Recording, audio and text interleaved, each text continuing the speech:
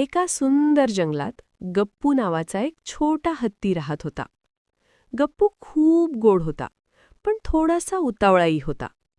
कोणतीही गोष्ट नीट ऐकायच्या आधीच तो लगेच उत्तर द्यायचा. त्याच जंगलात चिऊ नावाची एक छोटी चिमणी राहत होती. चिऊ खूप हुशार आणि शांत होती.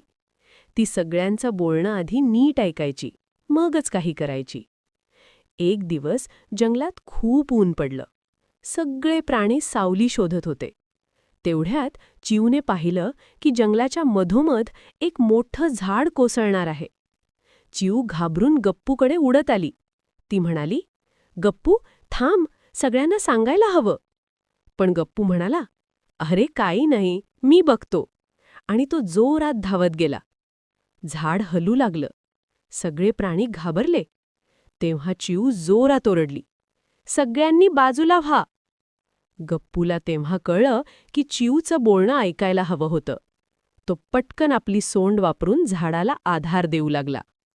सगळे प्राणी सुरक्षित झाले. कोणालाही काही इजा झाली नाही. गप्पू लाजत म्हणाला, "चिऊ, मला माफ कर. आजपासून मी आधी नीट ऐकून मगच काम करेन." चिऊ हसून म्हणाली, "बोलणं महत्वाचं आहे, पण ऐकणं त्याहून महत्वाचं." त्या दिवसापासून गप्पू बदलला.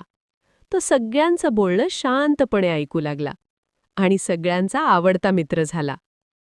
बोध: आधी ऐकूया, मग बोलूया, म्हणजे चूक टळते.